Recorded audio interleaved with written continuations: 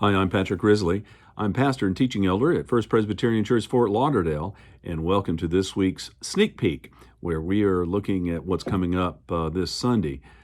Pastor Nick did a wonderful job last Sunday in laying the foundation for this year's estimate of giving focus. And this week, I want to build on the notion that he began on All Together Now. He reminded us to reflect upon the little gods we create in our lives that displace our love for the great triune God. Well, our scripture this week comes from the Gospel of Matthew, Matthew 22, verses 13 to 22. The setting is the temple, and the religious authorities are doing their best to trip Jesus up, to make some kind of heretical statement so they can arrest him.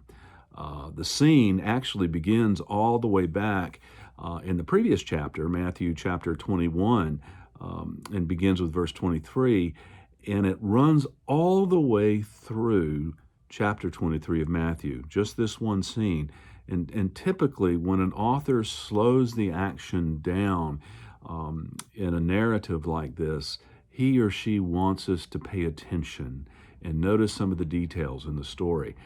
So I would encourage you to read Matthew 21, verse 23 through Matthew 23, for that is one scene with Jesus and the Pharisees and religious officials in the temple. We're going to be focusing, as I say, on one section of that text, and it's going to be dealing with the whole notion of what's in your wallet. So that's a little tease for Sunday. Beloved, don't forget to pre-register for worship on Sunday on the church website or the mobile app.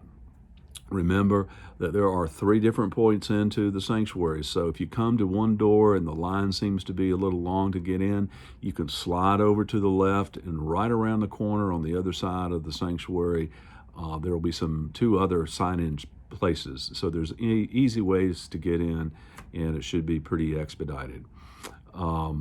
We so appreciate everybody following the guidelines and the registrations, the mask wearing, the distancing, being led to and from your seats at the beginning and end of worship. Y'all have been awesome, and it's because of your accommodating spirit we are able to be back together and worship again. My friends, remember who you are. You are a child of God. Share the winsome news of Jesus Christ and be his hands and feet in a broken and hurting world.